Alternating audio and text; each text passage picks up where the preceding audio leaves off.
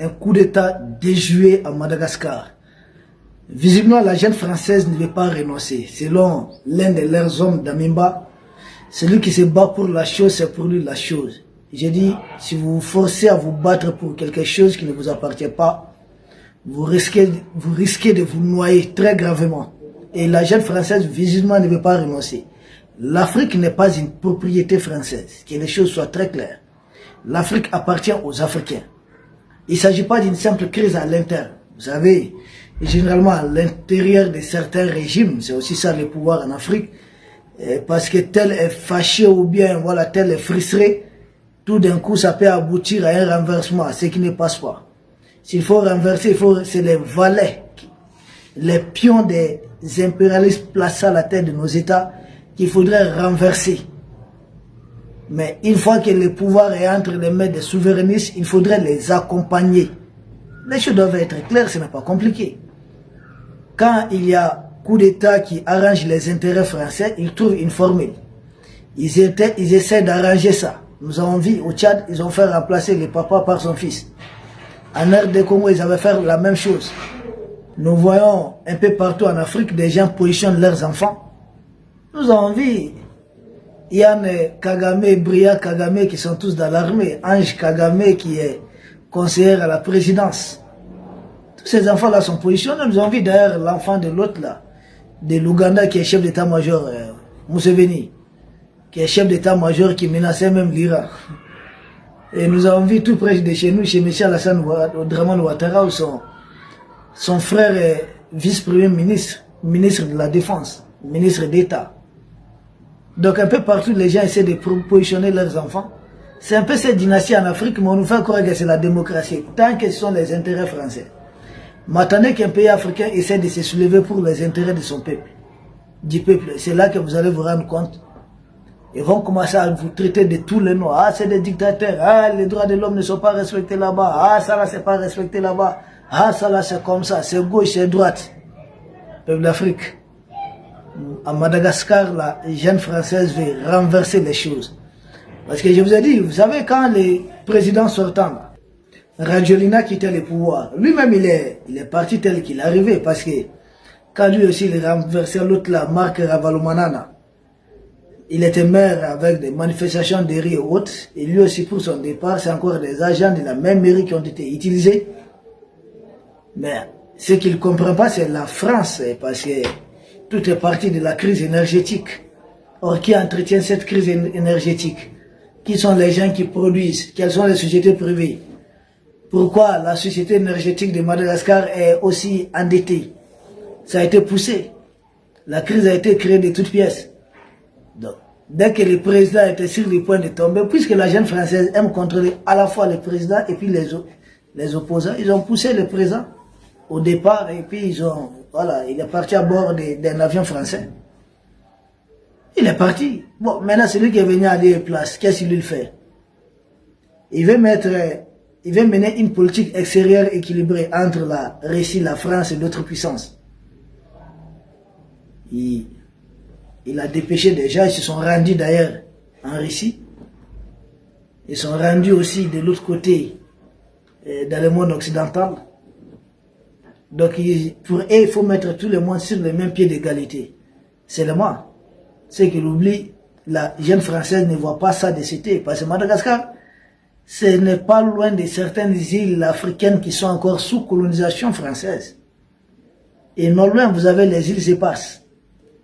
Et les îles éparses font partie des vastes plans géostratégiques de la France. Si la France a autant de ZEE, deuxième espace maritime après les États-Unis, ce n'est pas à cause de sa puissance maritime et autres, c'est à cause de ses colonies. Et ces colonies-là, la France ne devait pas les perdre. L'Indo-Pacifique est un autre enjeu, précisément l'océan Indien pour la jeune française, où elle détient encore certaines anciennes colonies. Des pays africains qui, en violation de la résolution 1514 du 14 décembre 1960 de l'ONU, en violation de cette résolution, c'est pourquoi quand je les entends parler du droit international et autres, souvent on tombe de nuit, parce qu'on ne comprend pas quoi. ces gens continuent de coloniser des peuples entiers. Et Madagascar, l'enjeu, c'est pas seulement les richesses halieutiques et autres richesses dans et autour de Madagascar, non. C'est aussi c'est une position stratégique clé. Et dans l'océan Indien, très près des îles qui sont encore colonisées par la France. Et Madagascar qui se libère, qui commence à être prospère. Qu'est-ce qui va empêcher d'autres pays africains, encore sous colonisation de la France, se trouvant non loin des côtes de Madagascar, à revendiquer aussi leur indépendance, à vouloir faire comme leurs cousins? Rien. Rien. Parce que quand nous voyons la carte d'Afrique là, il y a beaucoup de pays africains qui se trouvent dans l'Atlantique, dans l'océan Indien, qui sont toujours colonisés par les mêmes Européens. Donc, la jeune française ne veut pas renoncer. C'est le pouvoir qui arrive à Madagascar et qui joue un peu à l'équilibriste n'arrange pas du tout la jeune française. Pour elle, il faut se débarrasser rapidement de ses pouvoirs. Là, ils ne s'attendaient pas du tout à ça. Les dirigeants français ne s'attendaient pas du tout à ça. Pour eux, on allait déposer les présents et puis on allait avoir un militaire vraiment aux ordres, un militaire dans leurs bottes, comme c'est le cas dans certains pays africains. Ils ont pu amener des militaires au pouvoir qui ont totalement joué à leur jeu. En Madagascar, ce n'est pas le cas. Celui qui est venu, il veut marquer des points, il veut faire quelque chose pour son peuple. Il veut faire mieux que le président qui a été renversé. Il veut faire mieux que derrière tous ses prédécesseurs, c'est très normal. Mais la jeune française voit ça comme une menace. C'est pourquoi elle est en train de tout mettre en œuvre pour renverser. Donc, cette tentative de coup d'État a été déjouée. Coup d'État déjoué, oui, mais ce n'était pas n'importe quel coup d'État. Vous savez, ça a mobilisé, c'était quelque chose de grande envergure. Des ressources financières, des logistiques, tout a été mobilisé. On parle d'un montant de plus de 20 milliards d'ariari qui ont été saisis. Vous savez, c'est combien? Plus de 4 millions d'euros. C'est-à-dire plus de 2 milliards 500 millions de francs CFA.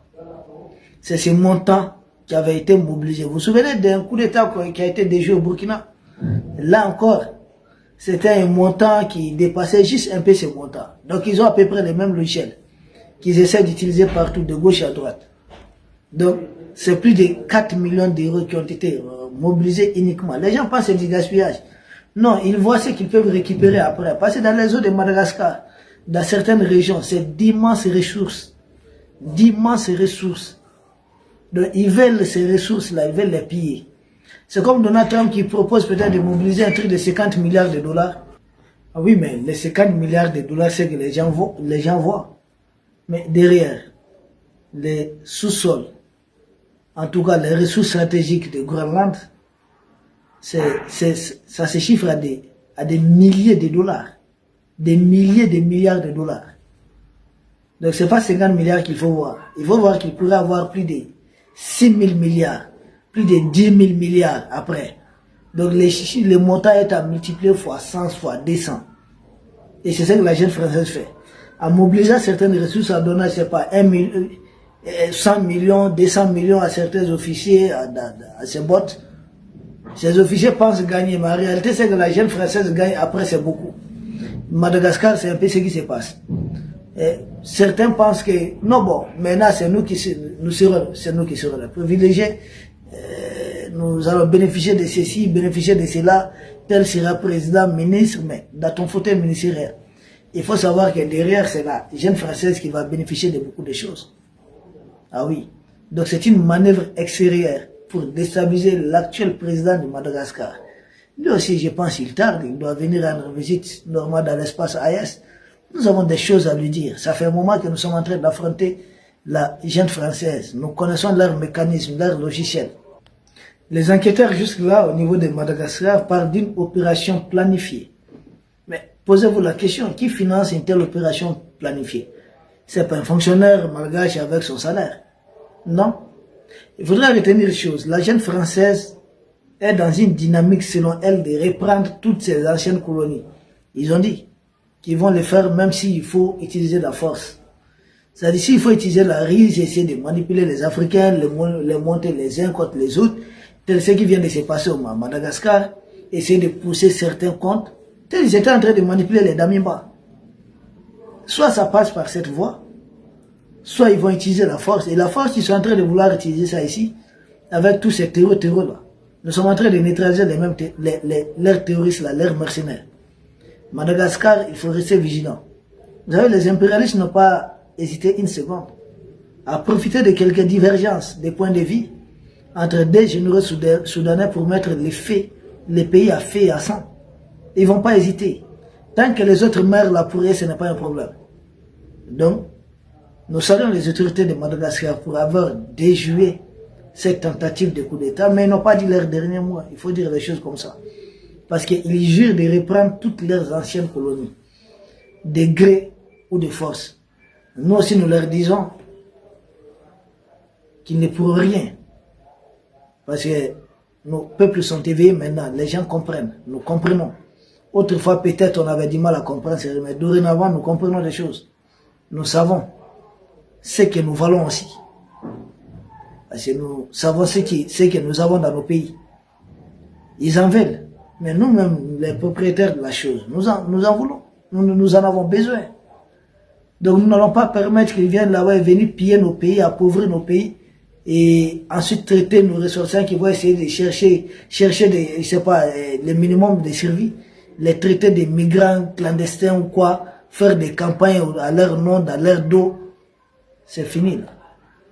Nous n'avons même pas besoin d'immigrer vers vous. C'est vous qui avez créé les conditions pour que les gens immigrent vers vous. Si les impérialistes ne venaient pas piller l'Afrique, on avait suffisamment de ressources. Et jusqu'à présent, nous avons beaucoup de ressources qui suffisent à nous-mêmes. Il suffit qu'ils nous laissent en paix, quoi, qu'ils nous laissent tranquilles. Malheureusement, ils ne sont pas prêts. Donc Madagascar, non seulement les pays même regorgent d'immenses ressources, mais le pays est situé à un endroit très stratégique. Et les pays à côté de Madagascar, il y a voilà, beaucoup de colonies françaises encore. Donc beaucoup de ressources tout autour. Donc ce n'est pas un petit danger. Peuple malgache, soudez-vous autour de vos leaders. Formez un bloc solide. Oui. Il ne s'agit pas, peuple malgache, il ne s'agit pas d'un acte isolé. Un coup d'État néocolonialiste isolé comme ça, non. Tout est planifié, tout entre dans un plan global. N'oubliez pas les révélations des SVR, des services de renseignement extérieur de la Fédération de Russie, qui ont dit que la jeune française veut éliminer les dirigeants qui sont hostiles à ses intérêts. J'ai dit, nous, l'Afrique, là, nous ne sommes pas les intérêts de la France. Que les choses soient claires. En août 2025 déjà, on doit noter, un officier supérieur de la jeune française, un lieutenant-colonel, Yann Christian Bernard Vigilier, a été arrêté au Mali. Qu'est-ce qu'il voulait faire? Même chose. Tentative de déstabilisation. À présent, il a arrêté. En janvier 2026, énième coup d'État déjoué au Burkina Faso, qui est derrière encore la jeune française. Mois de mars 2026, il n'y a pas longtemps, une réunion de 3 chefs d'état-major. Les chefs d'état-major de l'armée française qui vient réunir en terre africaine ses homologues de la Côte d'Ivoire et du Bénin, et en ligne de mire, comment déstabiliser les Niger. Parallèlement, on a vu comment la jeune française, utilisant Christophe Gomard, un ancien commandant des opérations spéciales de la France, ancien patron des renseignements de 2013 à 2017, militaire français, c'est lui qui est cité dans le financement des terreurs en Syrie, notamment en utilisant ces groupes multinationaux qu'on appelle Lafarge. C'est ce monsieur qui a porté une résolution au niveau de l'Union européenne pour essayer d'incriminer le Niger. Faire des trucs contre le Niger. Le Niger n'est pas un pays européen. Bazoum n'est pas un Européen, comme l'a dit son Excellence le capitaine Ibrahim Traoré. Donc, vigilance à tous les niveaux. Surtout, restez mobilisés derrière vos autorités.